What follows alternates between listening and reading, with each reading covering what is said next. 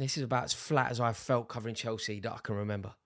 That was totally and utterly unacceptable. Everything that we have seen at the Riverside tonight is an embarrassment. It's an embarrassment to the fans who travelled up there, committed their time and money to follow Chelsea across the country to the northeast in freezing January when everyone is brassic off the back of Christmas. It's an embarrassment to the badge on their shirt. It's an embarrassment to the history of the club. And it is an embarrassment to the disgustingly generous wages that they earn. Everybody should be hanging their heads in shame. And I've just spoken to my mate who's currently driving home, and he said that it got very poisonous at the end. He said that the players were being booed. It got really vicious. And do you know what? The players are the architects of that. The players deserve that. And I'll tell you who else deserves it. Mauricio Pochettino. Pochettino should not be in a job. This Chelsea side are woeful, and it's woeful on his watch. We haven't improved from the team that we were under Graham Potter. We haven't improved from the team that we were under Frank Lampard. If you think about Chelsea under Potter and compare it to Pochettino, I genuinely believe that we were a better team under Graham Potter. I genuinely believe that some of the performances that we put in under Graham Potter were very impressive. We won home and away against AC Milan, for example. What has Pochettino done? How does he deserve this job? He is such an average manager, and I do not understand this cloak, this facade that he is somehow top tier. He was average at Tottenham, distinctly average, totally made a pig's ear of it all, actually. They were the best team over two years, and they won nothing. That isn't something to be proud of. That's something to be ashamed by. Then he went to Paris, and he watched Yilmaz win Lille the league, and he never won the Champions League there, which was the point of his appointment. He is a woeful manager, out of his depth, and I do not want him at Chelsea. He belongs in the away dugout at Stamford Bridge, crying when they've had their dreams ruined. He does not belong anywhere near that home dressing room. So the sooner that we get rid of Mauricio Pochettino, the better. But today, it's actually a sickener. It's like really, like genuinely upsetting. Like our season, in many ways, revolved around today. Like we got so lucky. We were living the dream, really. When you think about what Chelsea had got today, the opportunity that we were presented with today, we'd somehow got ourselves into a semi-final. We'd somehow managed to avoid the two other Premier League teams who would have given us a real game. Liverpool would have beaten us. I think Fulham would have beaten us as well. So we got so lucky that we got the team from the Championship. We got the team that are lurking 12th in the Championship. We got the team with the novice manager. And then things went our way. 2 injuries for Middlesbrough in the early stages. Everything is set up for a Chelsea victory. It's unfortunate to see the lads go off for Borough, but in terms of it all being set up for Chelsea to succeed, it felt like it was all going our way. This League Cup is our only chance of silverware. This League Cup is our only realistic route into Europe. This League Cup is our only opportunity to salvage something from this pitiful, hateful, turgid season that Mauricio Pochettino is inflicting on us all.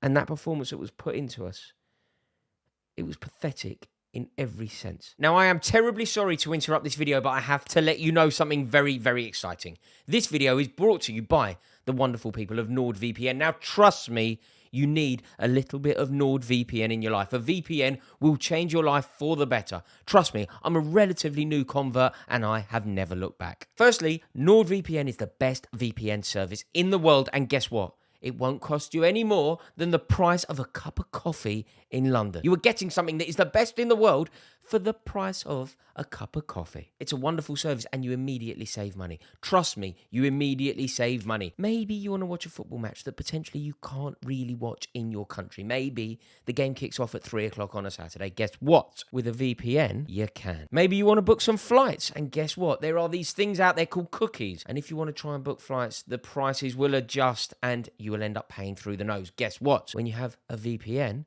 they don't know where you are, so you can book flights incredibly cheaply. Now, this is huge as well. One sign-up will allow you to partner with 6 different devices.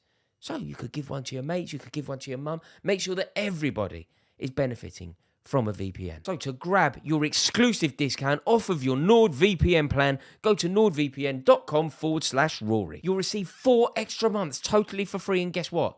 There's literally no risk. You try it out, you don't like it, you get your money back. Literally no jeopardy. You have to give NordVPN a try. That's nordvpn.com/Rory. Click the link in the description below. Enjoy the rest of the video. I genuinely am desperate for Chelsea to win this competition. I will honestly be heartbroken if we don't. I think it's a competition that is weirdly derided. I'm never going to be sneery towards silverware. I was born in the middle of an era when Chelsea went 25 years without any silverware. Silverware is precious. Qualification for Europe is precious. And making history. You know, the reason why Arsenal have such a rich history in the FA Cup is because they've won it on those occasions. So when you win trophies, it changes history. It changes the club. And I will never be sneery to this competition. I will be brokenhearted if we don't win it. And like I say, this was our only opportunity to salvage something from this poxy, wretched season. And I think I had one of the lowest moments I've ever had when I've been working in this industry. I was live covering this game. And do you know what I actually said without really thinking about it?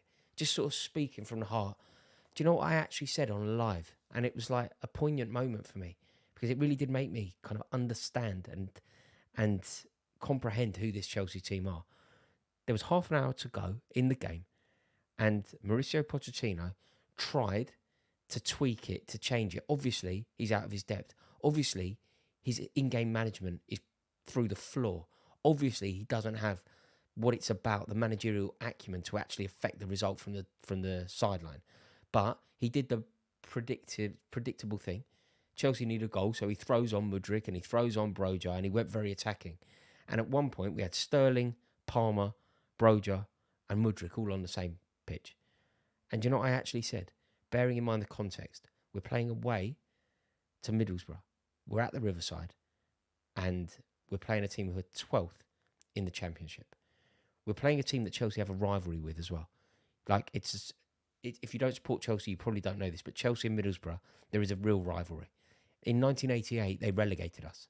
They relegated us from the top flight. We played a playoff with them, and they won at Stamford Bridge 1-0 in the second leg.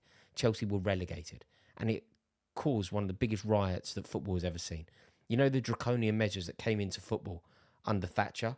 It came in for certain reasons, certain fixtures, and one of them was Millwall playing away at Luton. One of them was Middlesbrough playing at Stamford Bridge. So there's a real history and rivalry there. We also played them in the 97 Cup final when they got relegated. We beat them in the Cup final. The following year in 98, we played them again in the League Cup final when they were in the Championship. They had Paul Merson and Gazza and that, and we beat them again. So there is a real back and forth. There is a real antipathy and a real history between Middlesbrough and Chelsea. So when we're playing Middlesbrough, we're desperate to win. It really does mean something. We're away from home. We're losing the game. We bring on all these attackers. And you know what I actually said while we were live? I actually said, don't do this. Don't go for the jugular. Lose this game 1-0. I was imploring Chelsea to lose 1-0 because I felt like with the second leg being at home, we were capable of winning at home. I would have never said that under Mourinho. I said, go for the jugular now. We'll win this game 4-1 with half an hour left. Under Ancelotti, I'd have said, go for the jugular now. We'll win this game 4-1 with half an hour left. Under Antonio Conte, I'd have said, go for the jugular now. Under Pochettino, I actually said, I take a 1-0 defeat because we have the second leg at home. Don't go on the attack. Don't bring on Mudryk. Don't run the risk of Middlesbrough breaking, as they was doing so often, and scoring.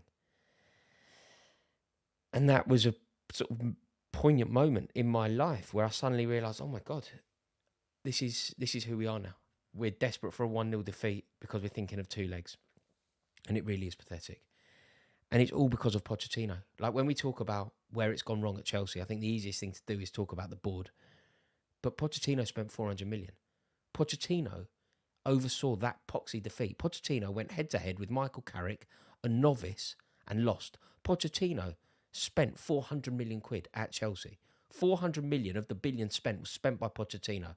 On who? Pochettino is not capable of getting this team playing well. He's playing players out of position and it's costing us, and he's doing it again and again. Every week, Levi Colwill is at fault for a goal because he's being played at left-back, and he cannot play at left-back. And every week, Pochettino plays him there again. Pochettino has £250,000 worth of midfield talent. He has two midfielders that cost £250 million. £250 million on two players. And he can't get them to play together. Enzo Fernandez and Moises Caicedo cannot play together. Now it's a little bit Schadenfreude. It's a little bit the tears of a clown. Because these idiots at Chelsea who have signed players not based upon the players that they are, but based upon the pie chart and the stats and the XG and the forward pass conversion and the percentages and whatever else.